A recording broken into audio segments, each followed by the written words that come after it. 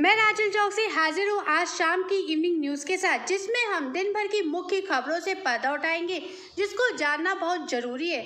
तो चलिए शुरू करते हैं आज की न्यूज़ के साथ। दोस्तों, अब आपको कोरोना के लक्षणों को लेकर यहाँ वहाँ भागने की जरूरत नहीं होगी।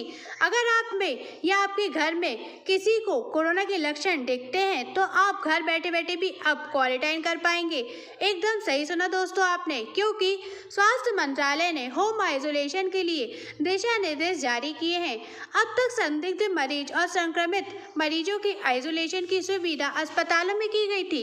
जिन लोगों में कोरोना के हल्के लक्षण दिखे उन्हें लेकर क्या किया जाए, चलिए जान लेते हैं किस सलाह के आधार पर आइसोलेशन की व्यवस्था की जा सकती है। जब डॉक्टर किसी व्यक्ति में कोरोना का हल्के लक्षण माइल्ड सिम्टम बताएं, घर पर अलग से उस व्यक्ति की व्यवस्था हो और देखभाल के लिए डॉक्टर की सलाह पर हाइड्रोक्सीक्लोरोक्वाइन की दवा देनी है।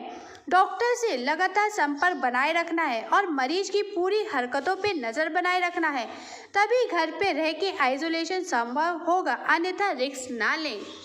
अगली खबर में हाईकोर्ट ने न्यायाधीशों के ऊपर कोई भी प्रकार की अमान्य टिप्पणी करने वालों को कहा है कि वे किसी न्यायाधीश के द्वारा किए गए फैसलों पर सवाल उठा सकते या कोई बात कर सकते हैं, लेकिन न्यायाधीश के ऊपर कोई टिप्पणी नहीं कर सकता। न्यायालय ने अपने 2 वर्तमान न्यायाधीशों के खिलाफ अपमानजनक आरोप लगाने के लिए 2 वकीलों समेत 3 लोगों को अवमानना का दोषी ठहराया और कहा कि न्यायाधीशों को धमकाने की कोशिश करने वाले वकीलों के लिए बेबुनियादी सहानुभूति नहीं हो सकती। पीठ ने विजय कुल्ले, राज्य अध्यक्ष महाराष्ट्र और Goa Indian bar association, Rashid Khan Pathan, राष्ट्रीय सचिव मानव अधिकार सुरक्षा परिषद और नीलेश ओझा, राष्ट्रीय अध्यक्ष इंडियन बार एसोसिएशन को अवमानना का दोषी ठहराया है। इन तीनों लोगों की सजा पर 1 मई को सुनवाई होगी। न्यायालय ने अपने 2 वर्तमान न्यायाधीशों के खिलाफ अपमानजनक आरोप लगाने के लिए 2 वकीलों समेत 3 लोगों को अवमानना का दोषी ठहराया और कहा कि न्यायाधीशों को धमकाने की कोशिश करने वाले वकीलों के लिए बेबुनियादी सहानुभूति नहीं हो सकती। दोस्तों, हम कितनी भी तैयारी कर लें, कितने भी बड़े योद्धा समझ लें खुद को, लेकिन बिना सुरक्षा के हम कोई भी जंग जीत नहीं सकते। और अगर उम्र साथ ना दे तो ये कठिनाई दोगुनी हो जाती है। ऐसा ही मामला महाराष्ट्र से आया है, जहां 50 साल से ऊपर के 3 पुलिस कर्मियों की कोरोना महामारी से मृत्यु हो गई। इस घटना के बाद महाराष्ट्र सरकार का फैसला आया है कि अब से 55 साल के ऊपर से पुलिस कर्मियों को ड्यूटी से छूट मिलेगी और उन्हें घर पे रहकर खुद को बचाए रखना है। अगली खबर में सब जानते ही होंगे कि महाराष्ट्र में कोरोना के मामले न काबू में आए अब तक, और न इनके संक्रमण के मामले धीमे हुए हैं। बढ़ते कोरोना संक्रमण के हालातों को देखते हुए महाराष्ट्र सरकार ने फैसला लिया है कि कोरोना मरीजों के लिए अब म्यूनिसिपल स्कूलों को क्वारंटाइन सेंटर में तब्दील किया जाएगा, जहां कोरोना के मरीजों को रखा जाएगा और उन्हें क्वारंटाइन किया जाएगा। अगली खबर हिमाचल प्रदेश से है। दिल्ली के पिछले दिनों दोहरे झटके के बाद आज दोपहर हिमाचल प्रदेश के चंबा में भी भूकंप के झटके महसूस किए गए। रिएक्टर स्केल पर भूकंप की तीव्रता 4.0 आंकी गई है। ये झटके करीब आज दोपहर 12:70 पे आया था। हालांकि एक अच्छी खबर ये भी है कि किसी भी जान की माल की हानि नहीं हुई, लेकिन लोगों का कहना था कि एक और कोरोना के डर से बाहर नहीं निकल सकते, दूसरी ओर भूकंप में बाहर निकलने के अलावा कोई और रास्ता भी नहीं है।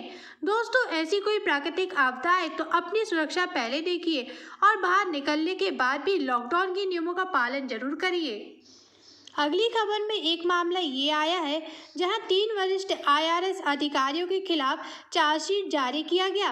केंद्रीय प्रत्यक्ष कर बोर्ड CBDT के संबंधित लोगों ने ये जानकारी दी है।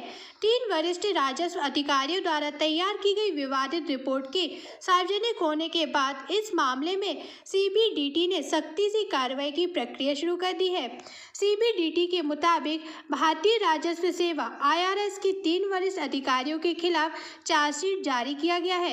इनके खिलाफ ये चार्जशीट सरकारी अधिकारियों के कंडक्ट नियमों की अवहेलना करने के आधार पर जारी किया गया है और इन तीनों को तत्काल प्रभाव से उनकी जिम्मेदारियों से हटा दिया गया है।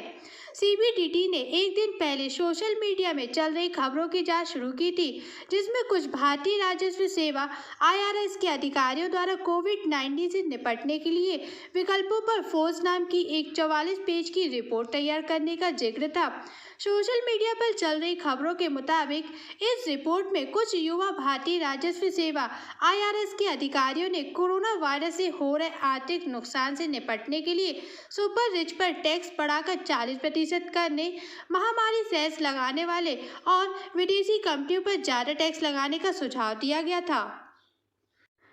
दोस्तों, आपको मध्य प्रदेश में 2018 के विधानसभा के चुनाव तो याद ही होंगे, जिसमें कांग्रेस सरकार ने किसानों के कर्ज को माफ करने का प्रलोभन दिया था और कांग्रेस सरकार की जीत हुई थी। इसी कर्ज माफी पर कई सवाल खड़े हो गए हैं, जिसमें किसानों ने कहा कि कुछ किसानों को लाभ हुआ है, लेकिन एक बड़ा तबका कर्ज से अभी तक दबा हुआ है और न उन तक कोई ऐसी योजना पहुंची है। इसी संबंध में मुख्यमंत्री शिवराज सिंह चौहान जी भी इस योजना की समीक्षा करने की बात कही है और कहा कि किसान इस विषय में केस दर्ज करें, हम किसानों के साथ हैं।